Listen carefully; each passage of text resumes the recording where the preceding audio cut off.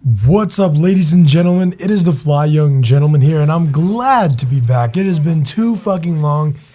I'm back, and I'm back with the daily upload schedule. It's coming, and today we're going to be doing a little bit of talk about advanced warfare. We're going to talk about what is wrong with this game's gun balance, right? Why does the BAL-27, the ASM-1, the Bulldog, the AK-12, why do those feel like the only guns in the game, right? Why is every other gun a water gun? Well, I've been doing a lot of like people research. I've been talking to people like, what do you feel is the best gun? You know, I've been looking into it. I've been watching a lot of videos. I've been kind of just doing all this research I can into why the gun balance is so terrible, and I think I found out why. Now, moving into it, the BAL-27, which has recently been nerfed, I don't even use it anymore because I feel like if you're going to be using that gun, it's boring because I used it so much while it was OP as hell, and it's still very, very strong even after the nerf.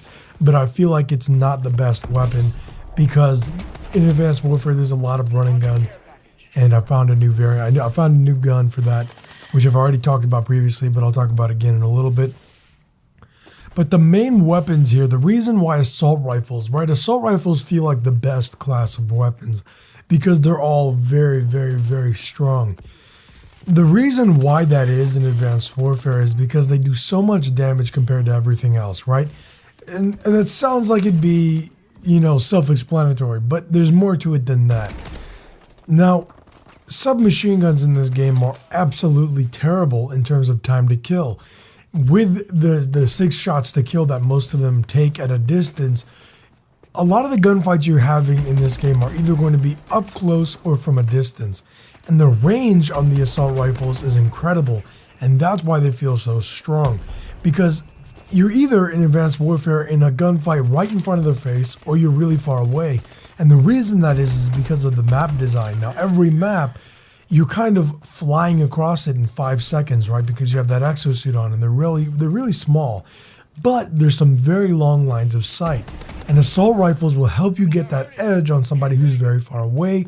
And then they'll also do so much damage up close that they're very strong there too. They're like a 3-shot up close. Some are a 4-shot, but with a good rate of fire and no recoil. So up close, you can just go 1, 2, 3, bam, they're done. Right? And the time they take a submachine gun, for example, you know, it takes like, they have about a few thousand RPM. 6 shots is going to come off a little bit slower than those 3 shots of the assault rifle. It's still a little bit slower, and in Call of Duty, that little bit of time you missed is going to make you lose a gunfight. So that's why assault rifles are so powerful. They're just a little bit faster time to kill, not even that much up close, and they're, you know, completely you can't even compete with them in long range. That's why they feel so overpowered with the recoil on the submachine guns.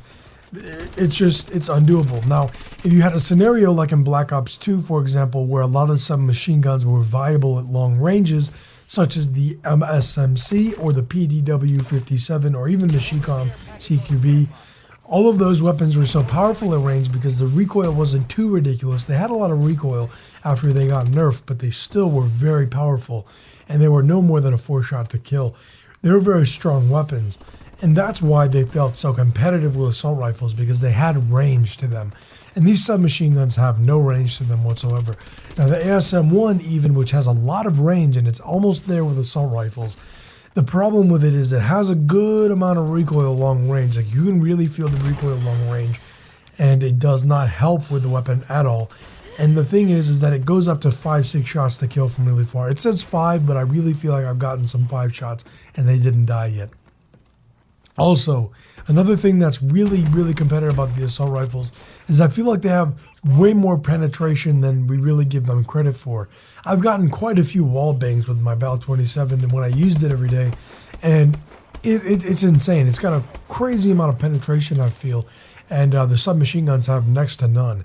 I've shot at people through scrap metal, and I feel like it reduces the damage by like 50% because I'll be, you know, shoot like 8 bullets into them and they'll be fine. So I really feel that the submachine guns do need a buff. Now the ASM-1 does not need a buff at all, I feel, because it's very strong. And I feel like the only buff it might need is penetration, but I don't feel that it needs a legitimate buff. Like I don't feel like it needs like a hardcore damage buff or anything like that, or a recoil buff. I feel like it's fine right now. I feel like it's doing okay. But the problem I feel is that with the guns in this game, a lot of them are there just to say they have more guns. There's no real uniqueness to a lot of the guns. There's no real reason to use a lot of the guns. They tried with a few of them, I can tell, like the IMR regenerates ammo to your reserve. That's fucking awesome. You know what I mean? And they tried. Like the ASM-1 gets faster rate of fire as you hold the trigger down. That's something unique about that. The Bal 27 has it, but it's unique in the submachine gun class. You see, that's what I'm trying to say. They should get a trend going with uniqueness in guns, because I don't know what's going to happen in the next Treyarch game. I'm excited for it, but I don't know what they're going to do, because if you have a bunch of guns that are useless, what's the point of using them? You know what I mean? The thing about this kind of game is they really need to start changing things up before Call of Duty gets really annoying. The thing about it is, look, you have so many guns that are useless. Like, half of your assault rifles can go. The AK-12 is useful because it has no recoil in this game. That's like what would be something unique about it, because all the other assault rifles have decent recoil that are fully automatic. Now the IMR and ARX have no recoil, but they're not automatic. They're not semi-automatic. They're actually technically automatic, but they're burst fire. The thing about them is a burst fire. They're not fully automatic, and although they have a very high damage, you're still going to be able to, with that AK-12, outgun them sometimes because you have no recoil and you're just pumping lead down range. Now, the only thing that would make the AK-12 a little bit better would be more rate of fire, but there's some variants that already do that incredibly well and make it a very viable assault rifle. But plain, it's not a very good assault rifle, in my opinion. You know, so assault rifles are gods. That's why they're gods. They really are just so strong from even up close, and you can't even compete with them at long range. That's the only reason that they're strong. I mean, if you're talking face to face, the only submachine gun that can competitively compete with assault rifles would be, you know, or even be in the same league would be the ASM-1, or even maybe the KF-5. Now, all the other ones, even though they have crazy long range, you're not going to be beating a 3-shot or 4-shot gun, because most of them are 4 shots as well. Now, for example, I believe the MP11 is in this game, or it's definitely not the MP7, but I think it's the MP11. That gun, I mean, all in all, it's not that strong at all. It's a really garbage gun, but up close, it's doing 4-shot to kill damage. Even though it's got a crazy rate of fire, you can beat that with an assault rifle. You can. If you've got better aim and maybe you get the jump on them, there's no winning that gunfight for the MP11. There is no winning at all for the MP11. And that gun, I'm using that gun as an example because it's one of the many guns in the submachine gun class that are just outclassed by everything else. I'm sorry for my voice, guys. I just woke up as well. But it is really, it's unfair for everyone who uses anything. Now, even snipers, they all suck. I mean, the only really good one is the Moors. And other than that, all the other ones suck. I mean, the NA-45 is fun, but it's not a really good weapon. It's great for objective game modes if you want to pump down that little explosive shot. But all in all, it's really an unusable weapon. And other than that, I mean, there's really not much to use. There's not, I mean, I can't even think of the competitive guns. Let's think of the uncompetitive ones, sorry. Let's think of the ones that are good. The only guns right now that are actually worth using. I'll say for sure the ASM-1, because I love that gun. I use that one almost every game. ASM-1. Let's see, the AK-12 is strong. It's not the strongest, but it's up there.